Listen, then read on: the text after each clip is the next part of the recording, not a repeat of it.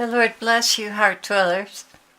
Tonight I came to prayer a little later as I was answering correspondence.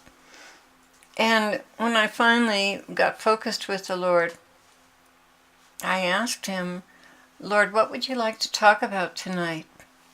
He replied, despising all things for my sake. And I finally typed that down, and he said, woo, that took a long enough time. Don't you trust me, my bride? Yeah, I discerned it with the Bible promises because I was coming in so late. I wasn't sure that this was him. I made him repeat himself 3 times.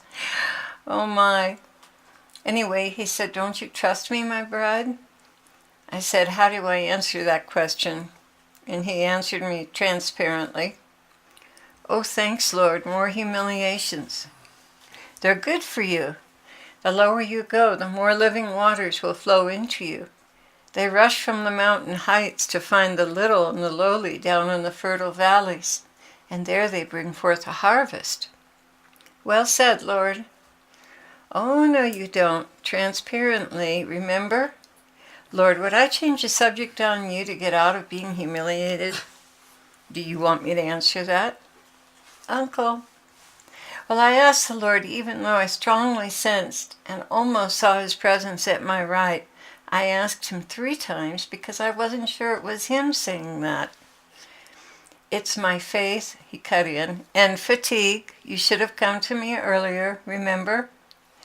Oh, yes, and I didn't come for the message until very late. And why were you late? Answering emails and letters of those who really have issues right now? True, but still, come to me first, beloved, please. That will make this much easier. Yes, Lord, I will. Help me, please. I will. He continued, abandoning all things for my sake is one of the greatest sacrifices a soul can make in a way. It is the acid test of their love for me. When you work for the world, money and nice things it can buy, you're in bondage to the things of this world. You are not free to serve me and go where I please. You have a wife and children, you say. Did you marry the woman or man of my choice? In that case, they will give up the comforts of the world for me as well. Many, many are the souls who live to breathe from moment to moment. They aren't truly living, they're surviving. Something deep calls to them, but that road is blocked by debts and lifestyle.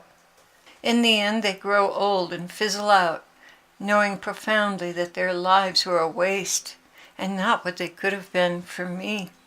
I am speaking to you now, young people. Do not settle for second best. Do not settle for a mate that is not my choice. I promise you, you will regret it for the rest of your life.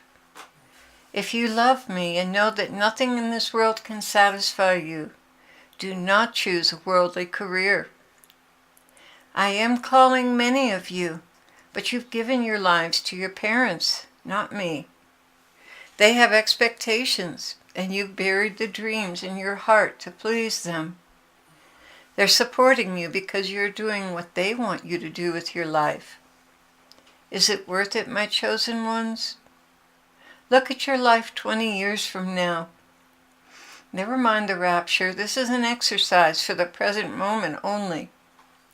If you follow the direction you are in, what will your life look like in 20 years? Now I ask you to consider, is that really what you want for your life? Necessity sometimes comes to bear on your choices. Please the parents, be on the dole. Choose to follow me, be labeled a lunatic, be poor, be an outcast. You say you love me, but do your choices reflect that, or your love for the world and the approval of your parents? It is tragic to see the number of missionaries and pastors I lose because the parents would not support their choices. Someday I will call them to an accounting for being a hindrance and a stumbling block. Yet that weeds out those who will go all the way with me, and those who will only go halfway. Am I being harsh here? Not really. Did I go halfway? Did I stop short of the cross and say thus far and no further? Is it not written that he who loves father or mother more than me is not worthy of me? And he who loves son or daughter more than me is not worthy of me? And he who does not take his cross and follow after me is not worthy of me? That's in Matthew 10:37. Yes, there is a great deal to lose. Count the cost. Once you set out on this road, you will not want to return.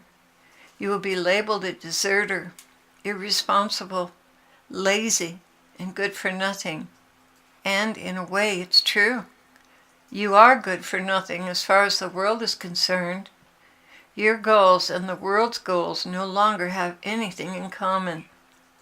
But I have a hungering and aching world set before you, people who have never heard my name or understood who I am.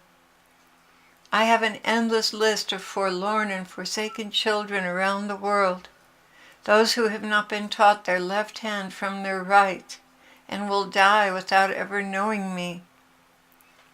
This is a choice I'm calling you to make while you are yet young and have something to give. My children, look at the end of your life if you continue on this course. Look at those around you and see how they age, how they grow weary. Some divorce, some die of cancer and early death from working so hard. They leave their things behind to their children and come to meet me naked and empty-handed, with the exception of all they did out of love and faithfulness. But deep in their hearts they carry a dead dream. They always wanted to serve me. But consider my words well. If you have a calling and are ignoring it, I can guarantee you are committing to a life that will not satisfy you, and you will remorsefully carry that burden every day of your life, right up until the very end. I'm asking you to set aside the timing of the rapture. Look at your life. Where are you headed? The choices you made. Who are you serving? Your parents or me? Think about it. Do the math. Imagine you standing before me at 55, 75, 80. What will you say to me? I love you tenderly, but I will tell you now, nothing in this life will ever fulfill you if you are called to abandon all, pick up your cross, and follow me. It's not too late. The invitation is still open. My grace for you to respond to that invitation is with you, even as we speak.